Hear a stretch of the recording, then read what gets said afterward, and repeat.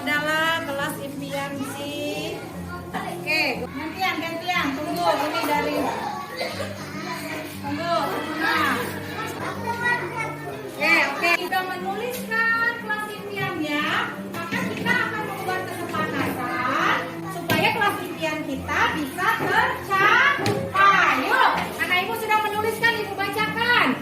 Mirza, kata Mirza tadi supaya kelasnya nyaman, bicara yang sopan. Apa nak? Kedua, Mirza menuliskan buang sampah di tempat sampah. Sepakat kita bicaranya yang sopan. Baca punya si Marcella. Saling menjaga diri. Anak ibu bisa saling menjaga diri di kelas? Apa sih saling menjaga diri itu? Tidak jalan jauh, apa lagi? Nggak boleh lari-lari, apa lagi?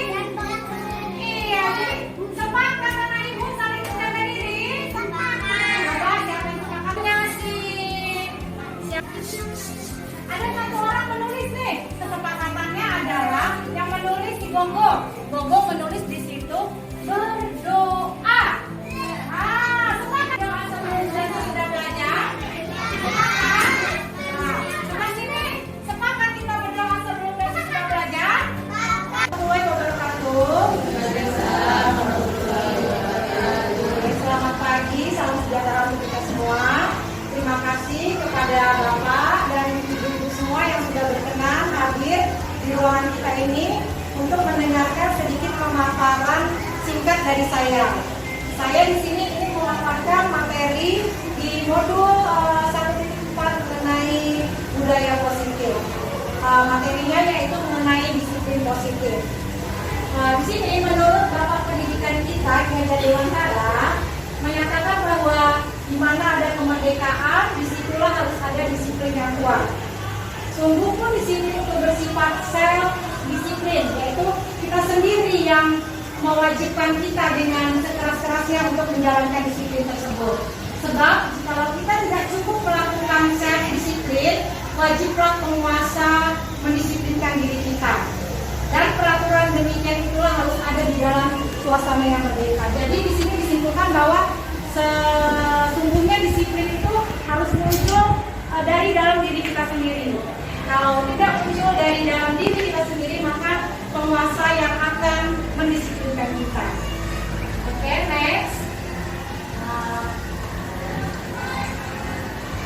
Kemudian di lingkungan sekolah kita sudah sering mendengar kata disiplin. Contohnya anak-anak kita ya, di sekolah kita selalu menanamkan disiplin dalam peraturan sekolah seperti berpakaian, disiplin datang tepat waktu. Nah, jika di lingkungan sekolah anak-anak tersebut tidak menjalankan disiplin, biasanya ada hukuman, konsekuensi, dan restitusi. Di sini akan saya bahas satu persatu. Hukuman adalah suatu tindakan dari guru kepada siswa yang bersifat tidak terencana atau tiba-tiba. Anak atau murid tidak tahu apa yang akan terjadi dan tidak dilibatkan. Hukuman bersifat satu arah, dari pihak guru yang memberikan dan murid hanya menerima satu hukuman tanpa satu diskusi. Contohnya hukuman itu misalnya pada hari Senin upacara bendera, ada anak yang tidak disiplin memakai pakaian seragam. Dia kan tidak tahu sebelumnya, tidak terencana, tiba-tiba guru nanti akan memisahkan barisan dia di barisan barisan khusus itu anak-anak yang tidak berseragam lengkap. Jadi tidak didisiplinkan. Yang kedua adalah konsekuensi. Konsekuensi adalah tindakan penegakan disiplin kepada siswa yang sudah terencana atau sudah atau sudah disepakati, sudah dibahas dan disetujui oleh murid dan guru. Biasanya pembentukan sanksi atau konsekuensi dibentuk oleh pihak guru atau sekolah. Jadi murid sudah tahu. Jadi kalau konsekuensi ini sudah ada kesepakatan antara guru dan murid. Jika kamu tidak, adalah restitusi. Restitusi adalah proses menciptakan kondisi bagi murid untuk memperbaiki kesalahan mereka, sehingga mereka bisa kembali pada kelompok mereka dengan karakter yang lebih kuat. Nah, restitusinya adalah disiplin positif dan memulihkan dirinya setelah berbuat salah.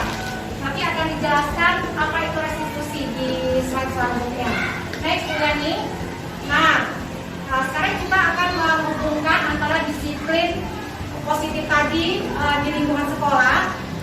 Itu langkah pertama yang harus kita lakukan adalah dengan membentuk keyakinan kelas. Jadi kita di dalam kelas kita mengajak anak-anak untuk membuat suatu kesepakatan kelas, misalnya anak-anak membuang sampahnya di tong sampah, atau misalnya pada jam istirahat tidak makan di dalam kelas. Anak-anak sendiri bersama guru yang membuat kesepakatan yang akhirnya akan menjadi suatu keyakinan kelas. Next, Dani. Nah, kemudian ada 5 kebutuhan dasar manusia. Ya, kebutuhan dasar manusia itu kebutuhan bertahan hidup, kasih sayang dan rasa diterima, penguasaan, kebebasan dan kesenangan. Jadi dari 5 kebutuhan dasar manusia ini harus ada pada diri kita. Kemudian ada 5 posisi kontrol guru. Jadi ini perlu Ibu ketahui semua ya, ada 5 posisi kontrol guru di sekolah. Yang pertama sebagai penghukum. Penghukum biasanya dia menggunakan fisik atau verbal. Fisik misalnya dengan mencubit, verbal misalnya dengan bahasa-bahasa yang kasar. Kemudian posisi membuat merasa bersalah.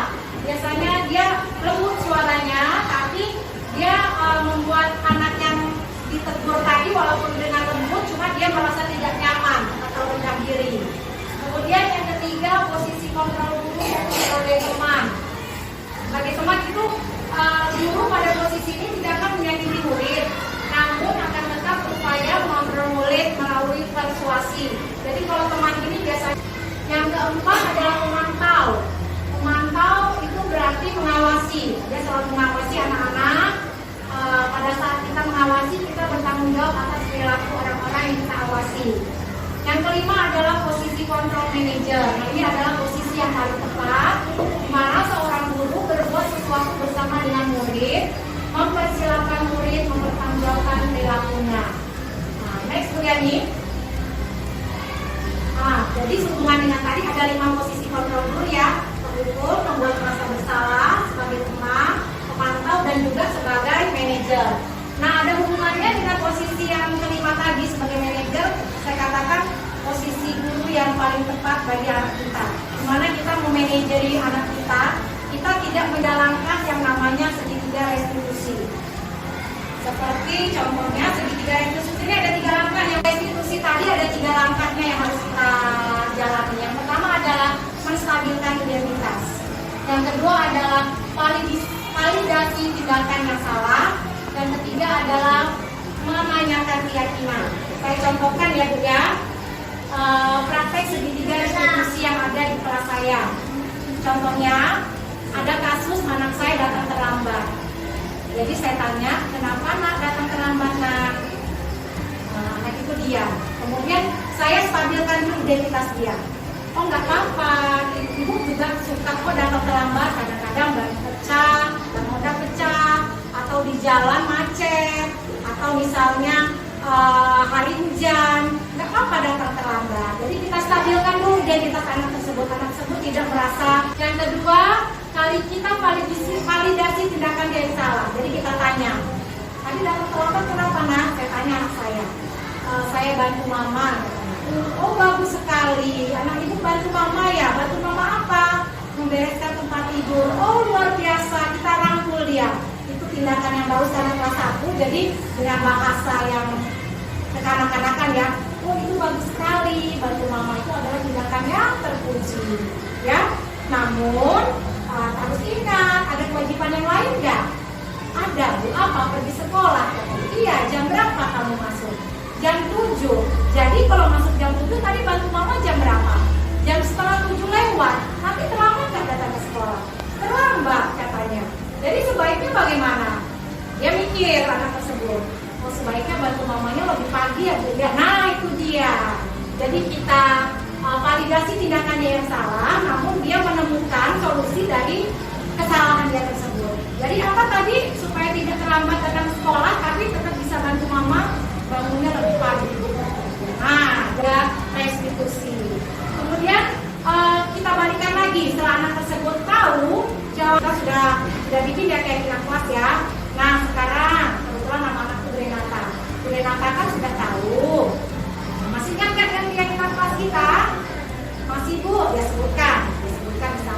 buang sampah di tempat sampah, datang tepat waktu. Nah, itu balikan lagi. Tapi datang tepat waktu enggak? Tidak, Bu. Nah, berarti kan DNA pas yang sudah kita bentuk. Bisa Bu katanya. Berarti di sini anak mempunyai masalah, namun dia menemukan solusinya sendiri, menemukan solusi dan dia menghubungkan dengan keyakinan kelas yang sudah kita bentuk.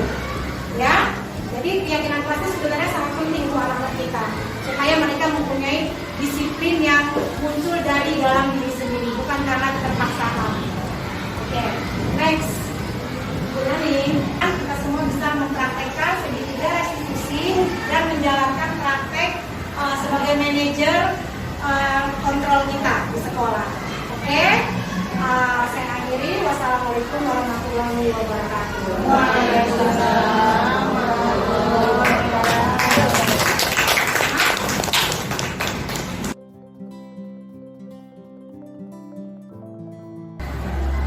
Baik, ketertarikan saya tadi yaitu adalah posisi kontrol guru. Nah, itu memang kebanyakan kita ya ada semuanya kita terapkan sebenarnya. Cuma yang paling baik itu ya manajer, sebagai manajer ya. Berarti dengan kita sebagai manajer, sebenarnya kita mampu memantau atau mengapakan ke anak kita, menumbuhkan kesadaran dari diri mereka sendiri. Mereka yang berbuat salah dan mereka bisa menemukan solusinya sendiri tanpa ada paksaan dari kita. Dan mudah-mudahan anak-anak kita tidak takut dengan kita, tetapi kesadaran mereka tumbuh untuk menjadi lebih baik lagi. Jadi sungguh luar biasa materinya.